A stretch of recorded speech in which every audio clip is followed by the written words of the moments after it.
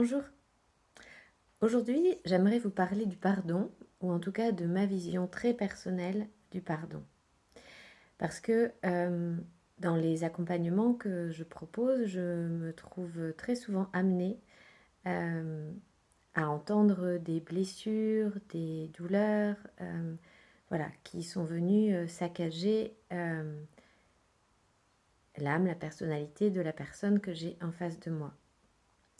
Et j'aimerais vous faire part de plusieurs réflexions autour de cette notion de pardon qui est véhiculée beaucoup par les religions, mais aussi beaucoup par tout un mouvement de développement personnel, avec parfois comme une injonction au pardon, comme un devoir de pardon.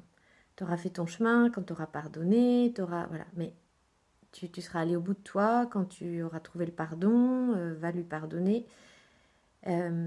Et moi, j'avoue que ça ne me parle pas, le pardon, et que je ne crois pas que ce soit nécessairement quelque chose à atteindre. Cependant, je crois que l'on peut arriver à trouver, à accéder à une forme de paix en soi, après un travail ou un accompagnement thérapeutique, plus ou moins long, plus ou moins lent, suivant la douleur de l'épreuve, suivant la rudesse de l'épreuve, parce que certaines douleurs sont quand même immenses. Certaines blessures font mal des années. Et cet état de paix ou de résilience n'efface pas, à mes yeux, le mal qui a été fait.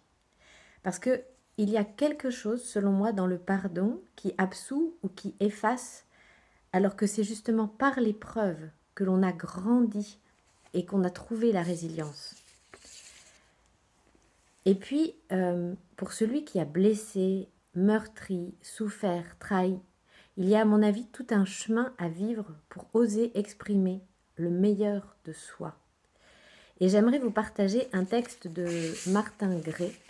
Martin Gray, il a réussi à s'échapper du ghetto, enfin pas du ghetto, non, des camps d'extermination de Treblinka.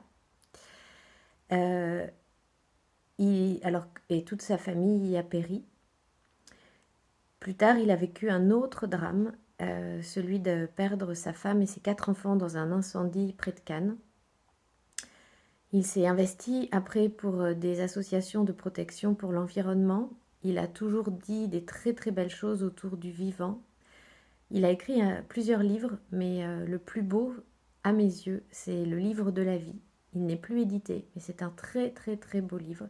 C'est un livre auquel je me réfère très souvent et j'ai envie de vous en lire un extrait aujourd'hui. Le passé d'un homme peut être semblable à l'herbe folle dans un champ ou à la plante grimpante sur un mur. Il peut étouffer les jeunes pousses. Il peut déceler les pierres les plus lourdes.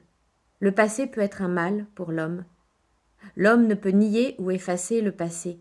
Il le porte toujours en lui, gravé. C'est son histoire personnelle, unique, mais il doit s'y adosser.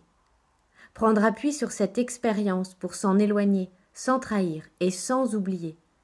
Parce que la vie, c'est la marche vers l'avenir et il faut faire confiance à ce qui viendra. Souvent, pendant la guerre, ou bien plus tard dans les grandes villes que je traversais pour mes affaires, j'ai connu des hommes qui d'abord me montraient le visage de l'hostilité. Certains me dépouillaient de mes biens, d'autres me trahissaient. Ils savaient cependant, ces voyous de notre ville prisonnière, que me voler c'était me réduire à la faim, que me dénoncer aux soldats c'était m'envoyer à la mort. Et d'autres, ceux qui, dans la paix venue, m'empêchaient de vendre parce que je gênais leur commerce, à quoi me condamnaient-ils, sinon à la misère? Comment aurais-je pu faire confiance à ces hommes qui me déclaraient la guerre? Pourtant, un jour, par besoin, par défi, je suis allée vers ces voyous, mes ennemis, pour m'associer à eux. Me voilà, ai-je dit. Je leur ai d'abord parlé de leur intérêt. Je n'ai pas évoqué les sentiments, la solidarité qu'un homme doit avoir pour l'autre. Je n'espérais même pas qu'ils se dégagent de leurs habitudes, de leur passé. Nous avons commencé à prendre des risques ensemble, passant des sacs de blé dans le ghetto affamé, nous enfuyant ensemble, livrant ensemble bataille. Et peu à peu je les ai vus, ces voyous que je croyais faits de boue et de haine, ouvrir leurs mains et me les tendre. Il y a toujours une chance pour qu'un homme soit meilleur qu'il n'y paraît. Il faut trouver dans l'homme le chemin qui conduit à sa source profonde. Il faut l'aider à le faire renaître.